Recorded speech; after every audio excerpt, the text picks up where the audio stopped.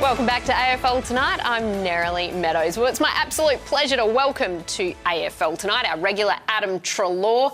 Ads, we've got the beanies on. Of course, it is Freese MND. Tell us about why this cause is important to you. Firstly, it looks good on you. It looks horrendous on me. My ears and my beard. It's shocking. No, it's obviously the third Freese game that we're playing this week, and something that I feel that I'm very privileged and proud to be a part of. It's just, I think it's a great initiative that the AFL have started, and to be able to represent one of the clubs that gets to play on that particular day and represent the AFL is again something that I'm blessed to be a part of. And I think a bit like Anzac Day, it sort of puts everything into perspective. We know MND is such a horrendous disease and affects so many people out there, and obviously Neale Daniher being the most high-profile one, and what a remarkable human being he is. I had the pleasure of hanging out with him a little bit last week, and he's just an inspiration to so many people, and someone who's touched so many people's hearts. So make sure you buy a beanie on the website and try and help out as much as you can. I love the fact that they've gone the old school footy beanie as well, with a pom-pom on top as well. You spoke a bit about Neale there. What strikes you about him when you meet him at the moment? Well, I hadn't properly met him before until last week. I did a photo shoot with him and Jack Viney, and just how it doesn't affect his life, what's going on with him, obviously, and he just lives his life to the fullest. He enjoys every moment he has. He doesn't take anything for granted. He still is so smart and so funny, and he can sort of joke a bit about how he's going with things, and he just lightens the mood up. As soon as you walk into the room, Neale Daniher's there because he's so up and about and so excited, and he welcomes you with open arms. And I felt loved when I got to see him and talk to him, and it was an absolute privilege. Is it inspirational? Oh, absolutely. Like I said, it puts everything into perspective, and like I said, it's so good to be one of the two teams to be able to represent this particular day, and something I look forward to. No Wells, no Goldsack, no Elliott for Yes. Queen's birthday clash. They've been a big reason behind your decent form of late. Can you win without them?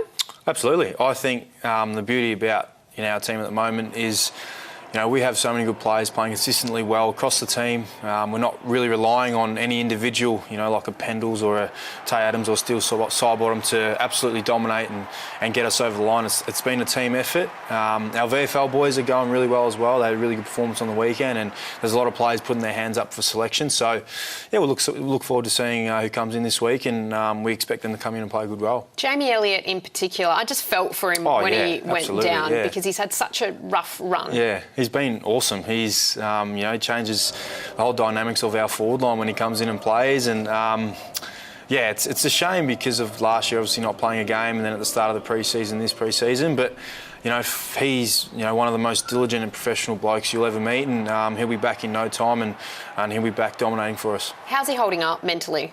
Oh, I think he's going well. He's... unless he's putting on a show, but I don't think he is. He's whenever you see him, he's always up and about and positive, and looks on the bright side about everything. And he's going to be back before we know it. All right, Taylor Adams kicked it off, so let's embrace it. Let's keep it going. What do you not like about Melbourne? I don't want anyone not liking me. Richmond enough? Yes, exactly. I cop it enough from the Richmond fans, but no, I think wasn't taken out of context. It was just. After the game, he really wanted to support Dunny. I don't think he meant to mean it the way he said it. And I know firsthand, speaking to Dunny and Howie, how much they respect and love the Melbourne Footy Club, and they wouldn't be where they are today without the years they spent there, and they absolutely love the place. So, I think it was taken out of context a little bit, but I understand why the Melbourne fans might get a little bit disappointed about the comments, but we know it meant no harm. He did not mean to say they were a bad club, because they're an awesome club, and like I said, I know that firsthand from Dunny and Howie. They always say that they love the place. I feel more sorry for Lyndon that his nickname is an unfortunate one.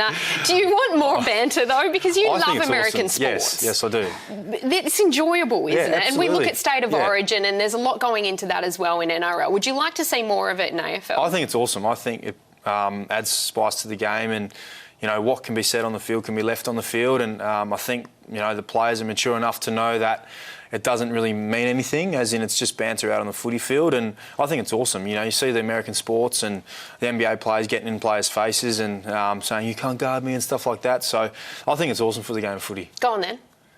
I'm going to give you some banter, do you? I can't do that. I'm not good at it. I'm a lover, not a fighter. Yeah, you got a good look at Nat Fyfe on the weekend up against Freo. He's copped a bit recently. What did you see from him up close? Is he the player that he was 24 months ago? I 100% believe he is. I think the bar was set so high for him and the standard was set so high off the back of his Brownlow year. We're always going to look at comparing him to how he's playing then. And I think his season has been a bit, the way Freo's has gone. When they've won, he's been awesome.